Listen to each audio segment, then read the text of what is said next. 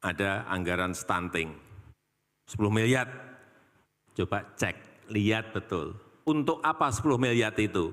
Jangan membayangkan nanti ini dibelikan telur, dibelikan susu, dibelikan protein, diberikan sayuran, 10 miliar.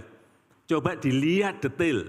Saya baru saja minggu yang lalu, saya cek di APBD Mendagri, coba saya mau lihat. 10 miliar untuk stunting. Cek. Perjalanan dinas 3 miliar. Rapat-rapat 3 miliar. Penguatan, pengembangan apa-apa, bla bla bla, 2 miliar. Yang benar-benar untuk beli telur itu enggak ada 2 miliar.